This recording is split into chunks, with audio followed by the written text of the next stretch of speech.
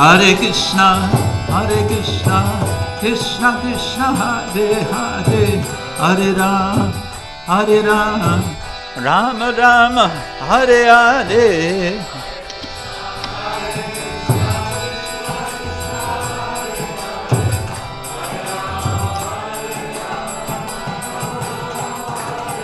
Hare Krishna, Krishna Krishna, Hare Hare, Hare Rama, Rama Rama, Hare Hare.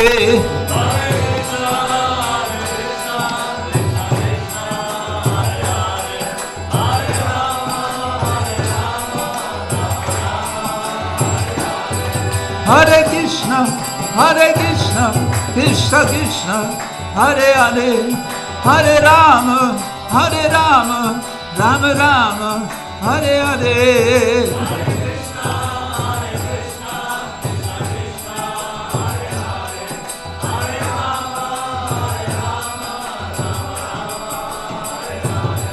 Haribo, Haribo, Haribo, Gaur Haribo.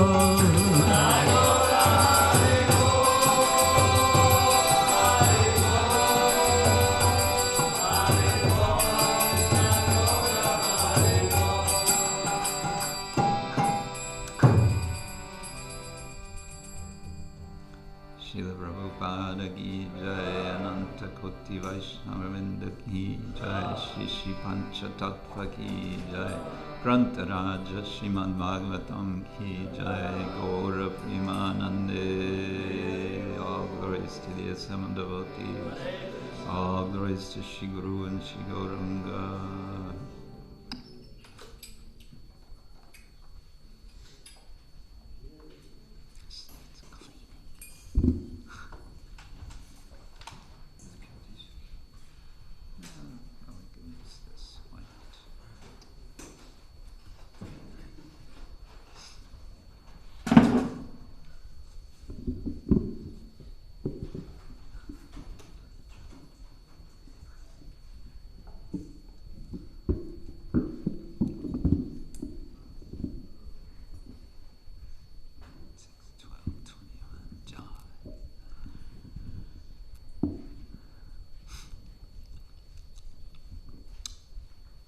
Possible to get some water for drinking.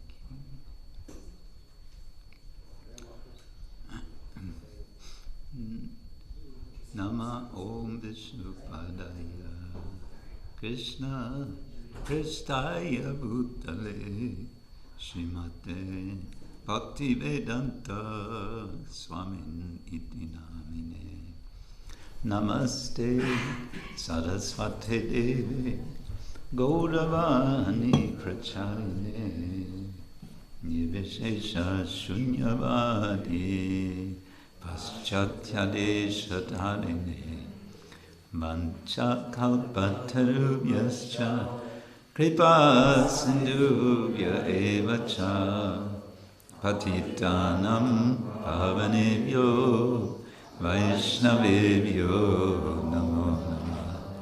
Hey Krishna Karuna Sindhu Dinabandhu Jagatpate Gopesha Gopika Kanta Radha Kanta Namostute Tapta Kanchana Gaurangi Radhe Vrindavaneshwari Rishabhanu Sute Devi Pranamami Haripriya Jaya Shri Krishna Chaitanya Prabhu Nityananda Shri Advaita Gadadhara Shivasari Gaura Bhakta Vrinda Hare Krishna Krishna Krishna Hare Hare Hare Rama Rama Rama Hare Hare. Om Namo Bhagavate Vasudevaya.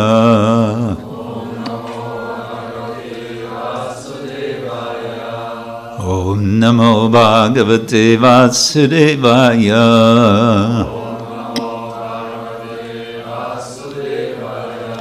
Om Namo Bhagavate Vasudevaya.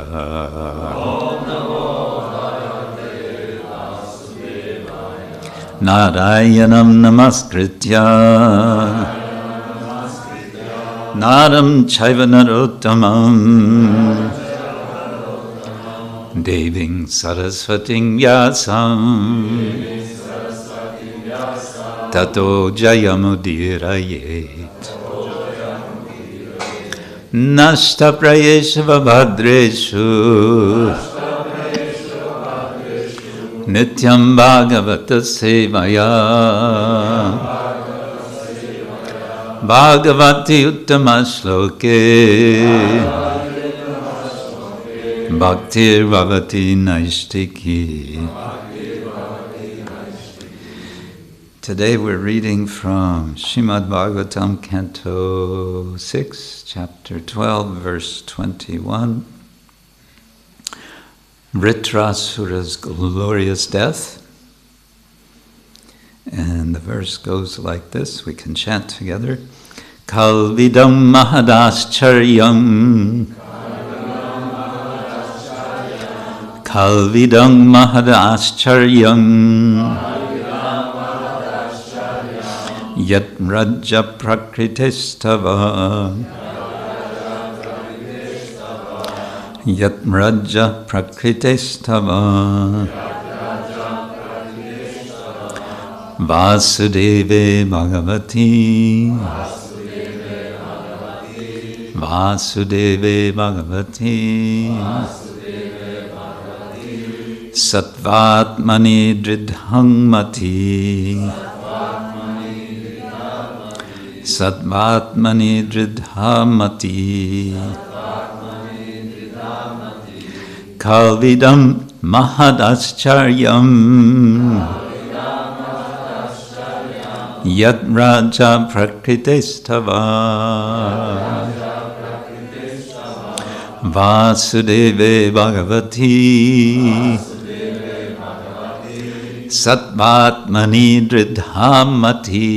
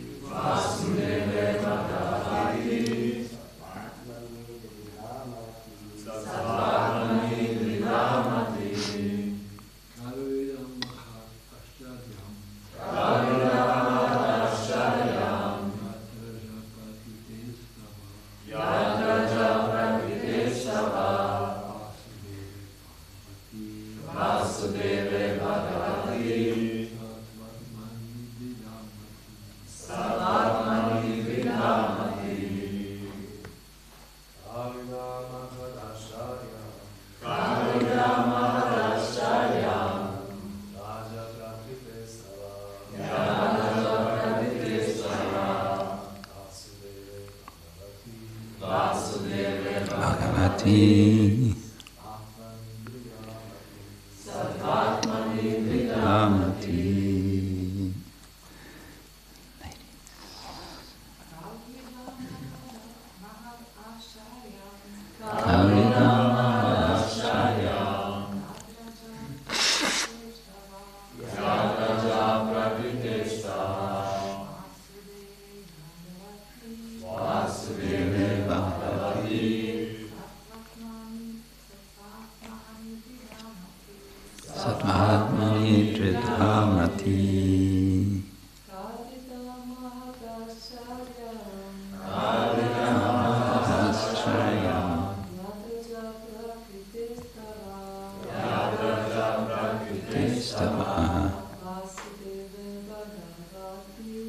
Vasudeve Bhagavati Sattvatmani Dridhamati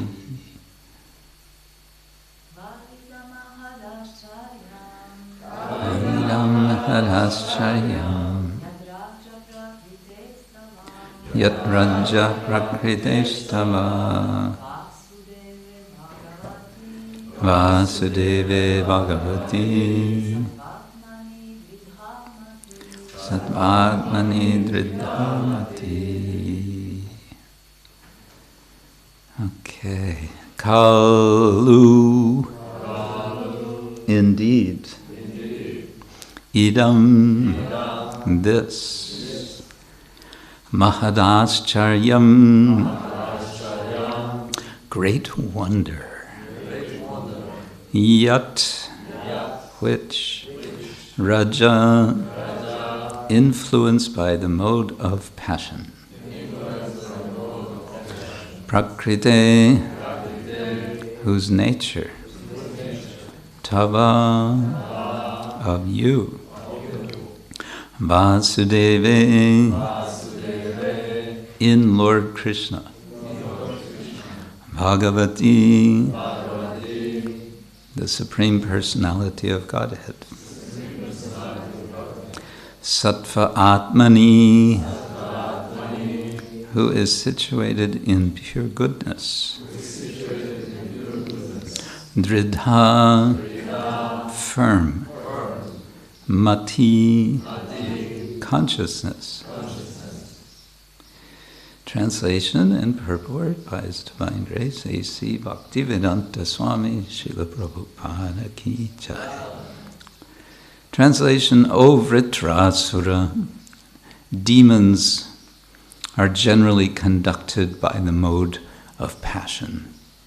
Therefore, what a great wonder it is that although you are a demon, you have adopted the mentality of a devotee and have fixed your mind on the Supreme Personality of Godhead, Vasudeva, who is always situated in pure goodness. Purport. King Indra wondered how Vritrasura could have been elevated to the position of an exalted devotee. As for Prahlad Maharaj, he was initiated by Narada Muni, and therefore it was possible for him to become a great devotee, although he was born in a family of demons. For Vritrasura, however, Indra could not detect such causes. Therefore, he was struck with wonder that Vritrasura was such an exalted devotee that he could fix his mind without deviation upon the lotus feet of Lord Krishna, Vasudeva. So ends Srila Prabhupada's purport. Kalvidam Mahadascharya Yat Raja Prakritestava Vasudeve Bhagavati Sattvatmani Dridha Mati. O Vritrasura, demons are generally conducted by the mode of passion. Therefore, what a great wonder it is that although you are a demon, you have adopted the mentality of a devotee and have fixed your mind on the Supreme Personality of Godhead, Vasudeva, who is always situated in pure goodness.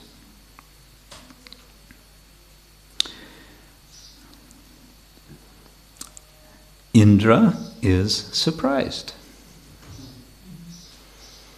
Have you ever been surprised by something? What happens when we are surprised by something or someone? What's the feeling we have? Huh? Amazement? Okay, maybe that's another word for surprise. Depends on the surprise. Oh. A negative surprise. Yeah. Ugh, surprise. Ooh. So, okay, we might say there's good surprises and bad surprises.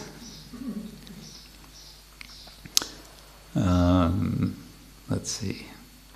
Good surprises, we all like good surprises. Bad surprises, we don't like bad surprises. But what can we say in general about surprises?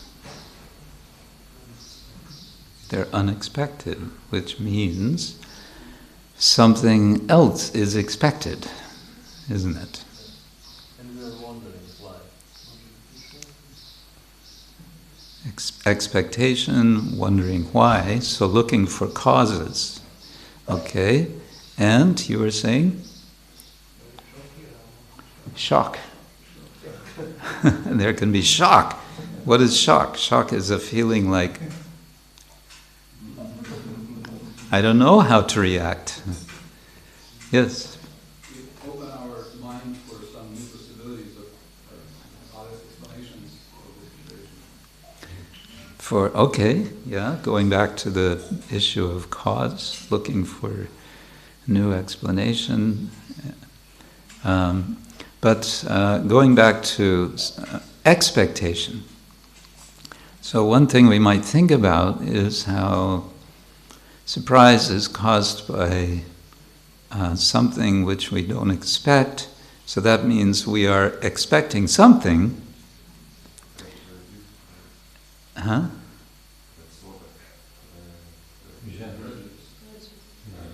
Projecting?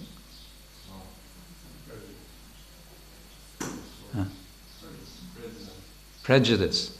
Yes, okay, prejudice is another word. Okay, that's getting into a sort of specific kind of expectation, prejudice. But just broadly, we can think about expectation in terms of, expectation. We expect something to happen in the future in a certain way. Day before yesterday, I heard that Bhaktividya Purna Swami and Chandramauli Swami were in Zagreb, and they were inviting me to come to Zagreb for a program. And I said, I have another idea, why don't you come for lunch to Povishya? And I didn't entirely expect they would say yes, but they said yes, okay. So that was one surprise. But then the other surprise, because we wanted to have an early lunch, because I actually wanted to come in time for the snan of Snan Yatra yesterday. But as it happened, they were delayed. Maybe I shouldn't explain why they were delayed, but it's kind of a harmless mistake. But Chandramauli Swami didn't. He forgot to bring his passport to the border, so someone had to get his passport, and Anyway, so 2 hours later, they came. So I had this expectation they're going to come at 12, but surprise! And it wasn't, it was kind of a disappointment, but then, okay, Hare Krishna, it's not a serious problem. Another kind of expectation can be with regard to behavior or character of persons. And this is where we can get ourselves in trouble easily, because this is where we might, with expectations, we might experience some disappointment. So we're expecting something, and then the person doesn't act in the way we're expecting. And then what happens? We may jump to conclusions, we may make judgments. And the judgments may not be accurate, first of all, because we are making a judgment based on our limited experience of that person, based on what we've seen and what we've heard and whatever. And this could be a problem if we make a generalization that's actually not applying, right? So that can be a negative side of expectation and maybe disappointment. But what we're getting in today's verse is a happy surprise. Lord Indra is, we can say, happily surprised. He's happily surprised, but at the same time it's a very special sort of situation, because what's happening, Vritrasura, who now Indra understands is, we want to say, the more advanced devotee, he's fixed, Dridha Mati, he's fixed on the Lord, Vasudeva, Bhagavata, Bhagavan. But what is this more advanced devotee insisting that he, Indra, do? He's insisting, yes, kill me.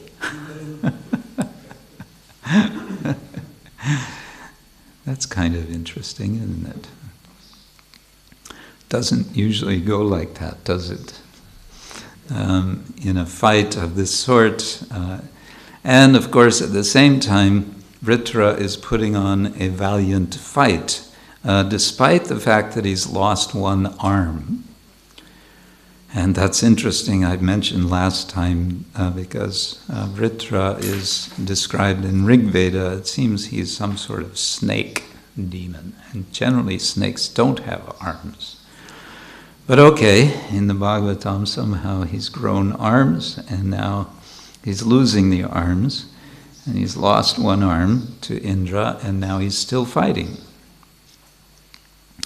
So he is also, in that respect, determined. Dridha means determined. And this is very nice. So Indra must have very tumultuous feelings. Because on the one side, he recognizes that Vritra is a great devotee, and Indra himself, he's a devotee. He wouldn't be Indra if he weren't a devotee. And because he's a devotee, he can appreciate now another devotee. And what is he supposed to do? What is he supposed to do now that he appreciates that he's a devotee? He's supposed to kill him. That's strange. We might be reminded of Arjuna's situation, of course. In the Battle of Kurukshetra, he's being subjected to this situation where Krishna is demanding that he kill his enemies. And we could say Arjuna appreciates that his enemies are not all just demons. After all, there is Bhishma and Drona. They weren't demons as such. They were on the wrong side, but they weren't demons. But here we're getting this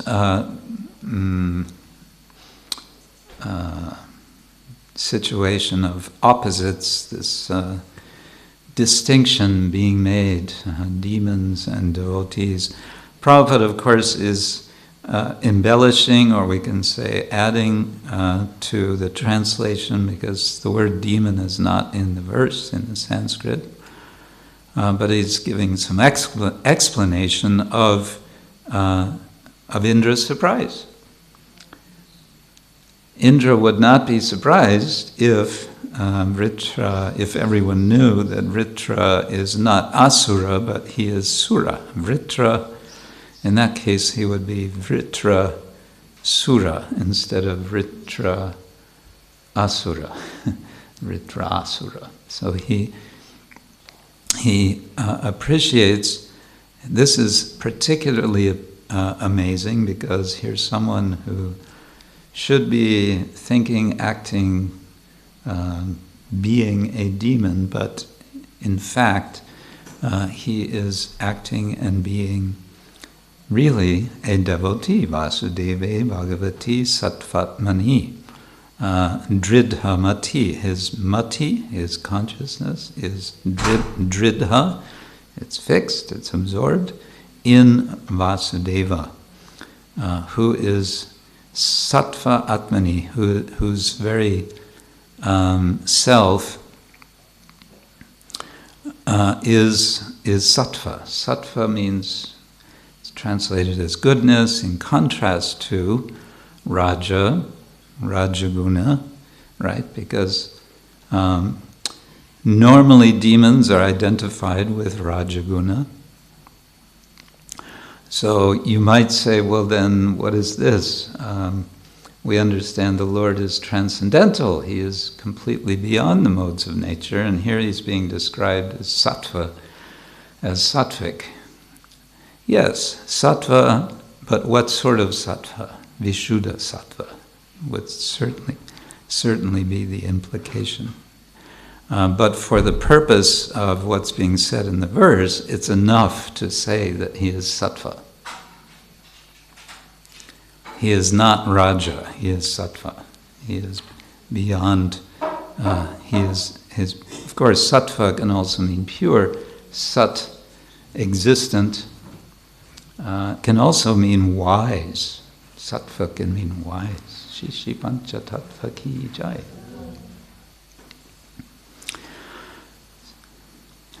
So Indra is surprised, and that's expressed in the first line, Kalu idam mahat ascharyam. You know, there's a verse in Bhagavad Gita that this might remind us of. Ascharyavat paschadi kaschadenam ascharyavat vadati tataiva chanya ascharyavat chaina manya shrinoti Shudvapyenam Veda na chaiva kaschit. Ascharyavat paschati. One may be surprised, amazed, one may wonder, seeing. Paschati kaschit enam, this. What is this? The soul. Ascharyavat vadati tataiva chanya, and another person, cha anya,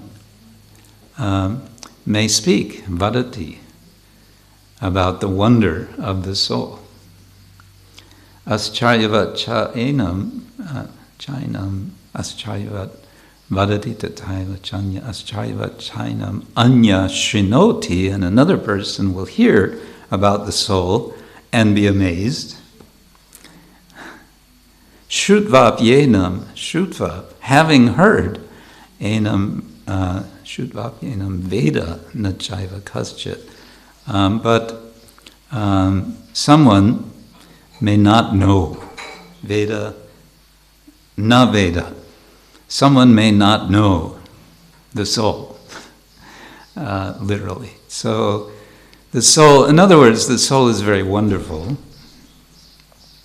And if we think about this, this is, I think, a help for us to appreciate how to withhold judgment of others. Because, number one, step one in this process, you can say, we understand soul. Everyone, in every living body, there's a soul. Right? That's kind of lesson number one we get. And Krishna is saying that the soul is wonderful. Ascharyavat. So we may not always experience the soul as wonderful. We look at other persons and we may think, this person's not very wonderful. Or this person has done something which is not very wonderful. Or this person has said something which is not very wonderful, in a positive sense. And then what do we tend to do? Because we have expectations, then what do? We make judgment. And what are we doing when we're making judgment? We're kind of taking the position of God, isn't it? We're kind of taking that position because ultimately, who is the one who judges any of us? There's an ultimate judge. The interesting thing is that Krishna, the ultimate judge, the supreme person, he's not really into judging himself. In the Abrahamic traditions, there's a lot of emphasis on the idea of God as judge. But we have a different perspective on God. Judging is there, but Krishna is not so interested in that in particular. And so we may also be reminded of that as we sort of go about in our judging capacities. Then we may sometimes have to kind of stop ourselves. Wait, the soul is wonderful. I may not see how this soul is wonderful, but that doesn't mean the soul is not wonderful. And this also opens us more to our mission of preaching, which is approaching people and allowing ourselves to be surprised when someone responds in a positive way. It's actually amazing, Ascharyavat, that anyone would be in any way responding positively to anything that we say or do. Isn't it wonderful? A happy surprise. And therefore, we can be happily surprised when there's any positive response, and we don't have to be surprised at all when there's not a positive response. It's like, okay, this person's as to be expected. What to do? It's the age of Kali. We don't expect. But if someone is responding positively, oh, very nice. So in this way, we can keep ourselves open to the wonder which is the soul. Now there's another point here regarding this wonder, which Prabhupada is making clear in the purport, that Indra is feeling wonder because he doesn't see the cause for Vritra's devotional behavior. And Prabhupada is giving the contrast, the example of Prahlad. Prahlad, of course, he is acting as a great devotee. Why? Because, and Prabhupada makes the point, he was initiated by Narada, which is an interesting detail, but of course Narada is speaking to Prahlad in what condition? Prahlad was in the womb of his mother. He hadn't even come to see the light of day yet, but Narada is already initiating him. That's an interesting kind of a circumstance for initiation. Yeah. But Indra is surprised because he doesn't know the background of Vritra. Who is Vritra? Vritra is Chitraketu. And Chitraketu did meet Narada. Can we say he was initiated by him? That might be something to debate, but perhaps it's also not an essential point. He was blessed by Narada.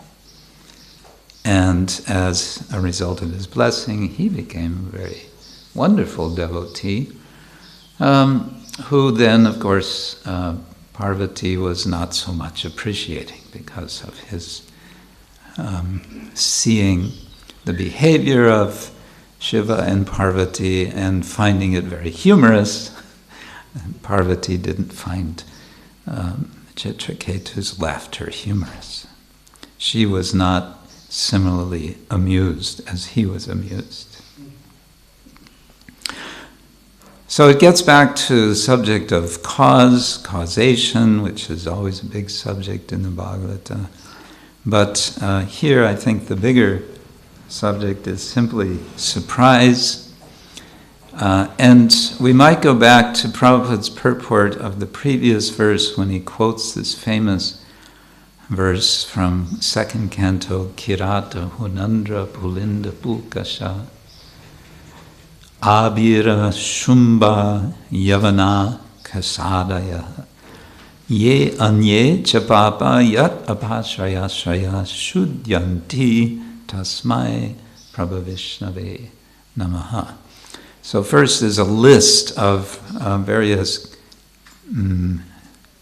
we may say, castes, different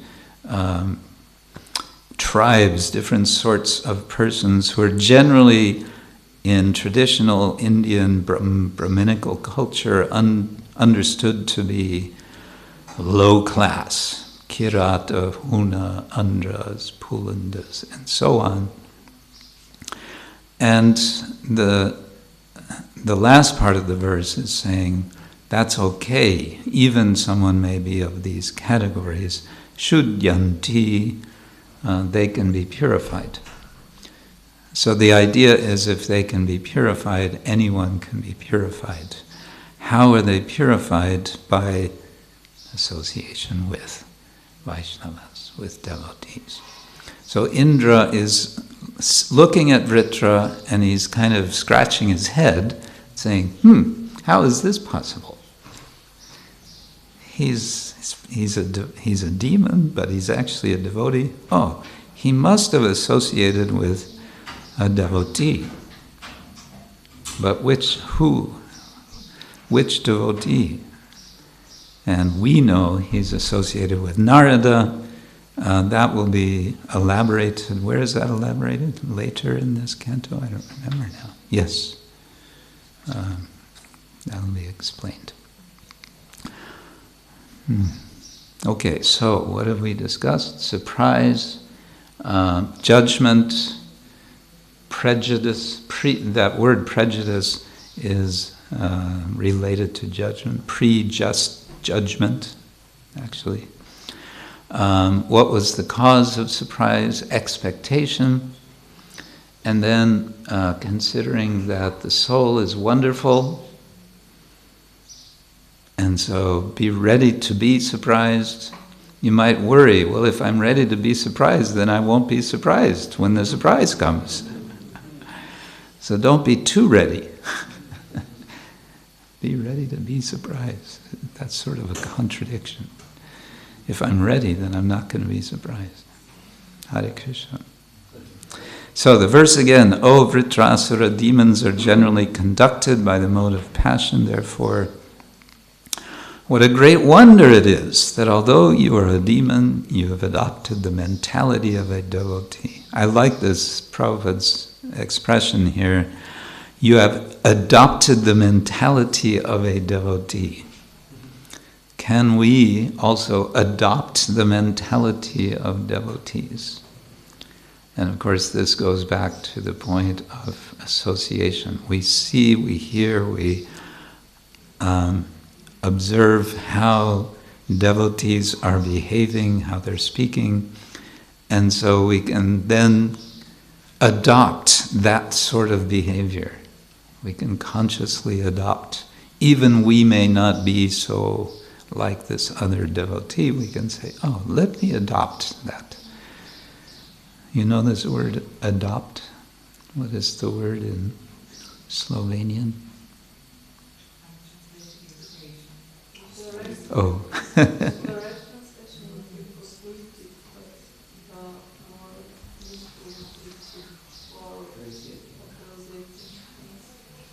Say again? Pos. Uh-huh.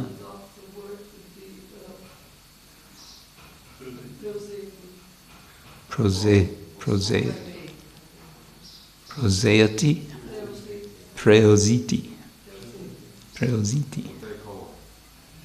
Yeah. Okay. All of the above. I know translation is always difficult. So, Vritrasura demons are generally conducted by the mode of passion. Therefore, what a great wonder it is that although you are a demon, you have adopted the mentality of a devotee and have fixed your mind on the Supreme Personality of Godhead, Vasudeva, who is always situated in pure goodness. Grantaraj Srimad Bhagavatam Ki Jai. Comments, questions? Adipurush Prabhu. A short comment on Hare Krishna. On the snakes with arms. Okay. Pteroceroses. Oh. Yes. Oh, Flying dragons. Pterosaurus. Okay. Yeah. So, flying dragons. So the so-called dinosaurs Yes. are actually Vritrasuras. I mean, some echo Could from. be. Yeah. But I have a question about Indra. Thank you for the for creating wonder and exploring wonder and discussing amazement and wonder. And one of the amazing things in the Bhagavatam is Indra's presentation. It's actually not so easy to find a positive picture of Indra in the Bhagavatam. Yeah. Although it's very easy to find many negative pictures of Indra in the Bhagavatam. Although in Rigveda, for example, he is the biggest hero. He's the big hero. Yes. Yeah, we talked about that last time. Yeah. So also in the Ljubljana museum, you can see there are hundreds of stones marking the crossroads or some properties saying glory to Iom, Iovi Optimo Maximo, dedicated to Jupiter the Great and the Best, and Geni Loti, and the spirit of the location. Uh-huh. So he was worshipped a lot here, apparently. Jupiter being Indra. Zeus, Zeus, the storm god. Yes, the storm god. So, would you like to say something, comment on this contrast between the Bhagavatam, why Bhagavatam takes such a stance which is so persistently anti-Indra, even though he is the god of the ruler of... He gets a lot of bad press in the Bhagavatam.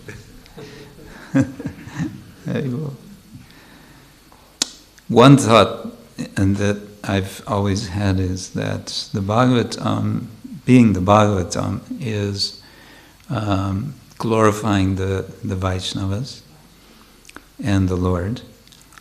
And one, you can say, technique of doing this is by contrast.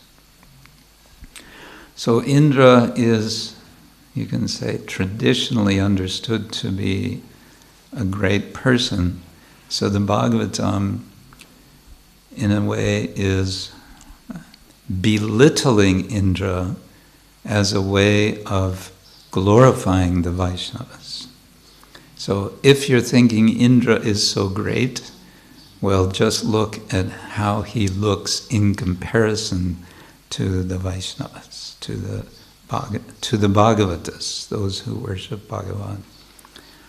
And so his stature is, in a sense, his stature, his position has not changed. He's still Indra. And he's still powerful, and he can still kill Vritra, and he can throw terrible storms at Vrindavan. So, and so many other things he's still doing. But when we see him in perspective of Krishna consciousness, of the Vaishnavas and so on, then you're looking at him from up here and looking down. And so the Bhagavata is, in effect, that's what it's doing, looking from this perspective instead of from down here. But Indra is still wherever he is. I would put it that way. Does that make sense? Yeah. So in other words, it helps if you see the context that Indra is extremely respected in that society. Yeah. So therefore, if we just read it without this understanding, we may have a rather wrong picture that Indra is some foolish kid who's always getting himself into trouble. Yeah. And therefore looking kind of comic instead of, he looks like, sometimes like a bit of a clown. And but therefore it's good to know how he's appreciated in the Rig Veda, for example. Yeah. And again, as I think I was explaining before, the Bhagavatam, it's the ripened fruit of the tree of the Veda, and so it's one thing it's doing is giving kind of purport. Yes, it's saying, yes, Indra kills Vritra. We know that's there in the Rig Veda. Yes, he's very glorious, but look how much more glorious, in fact, Vritra is, which is not brought out in the Rig Veda because all the Rig Vedic hymns are very busy trying to please Indra because they want to get, because it's karma kanda, because they want to get benefits from Indra. That's why they're praising him. These hymns are very explicit. Please be pleased with us and give us good things. Give us wealth, give us power, give us all the nice things that make material life worthwhile.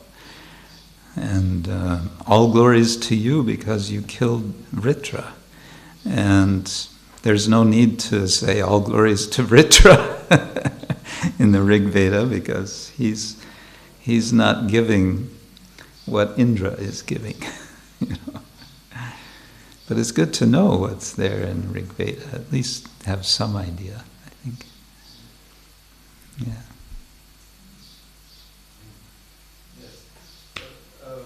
In the 11th canto, we have a statement that the demigods, when not respected, create obstacles for transcendentalists. It does mention, of course, that the devotees of Krishna use these obstacles as stepping stones, as a ladder. There are a few verses like this. A ladder or stepping stones for advancement, these obstacles. But also, there is a valid doubt that arises and is raised sometimes. Why not actually worship them a little bit to avoid whatever obstacles? And also, maybe we can please them to avoid obstacles they can send our way. Or this is one thought. That we can worship and respect them to avoid obstacles.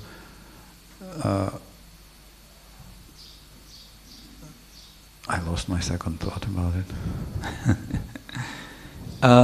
What comes to my mind is that the devotees are just too busy worshipping Krishna. They don't really have time to worship the demigods. I remembered my but second they thought. respect the demigods, right? We offer all respect to the demigods. And then we say, excuse me, but I have to do my service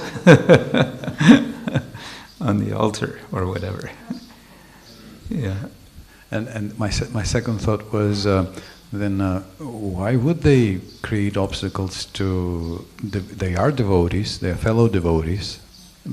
No, they should be our well-wishers. Yes, elder devotees, senior devotees in the universe. Why would they send obstacles our way? Well, if you go to a martial arts course, then one of the tasks of the teacher will be to challenge you so that you become expert in your martial art practice. And sometimes they might be, as they see you advance, they may act in a quite harsh way to really give you the challenge that you need in order to advance. How's that? Yeah, Hare Krishna. So, on that note, I'll say thank you all very much and wish you a wonderful day and wonderful week. And I'm going to slip back into the forest for a few more days to finish my book. And with the blessings of Srila Prabhupada and Panchatattva, I just may finish by the end of this month. Hare Krishna. Srila Prabhupada ki jai, Gaur Premanande.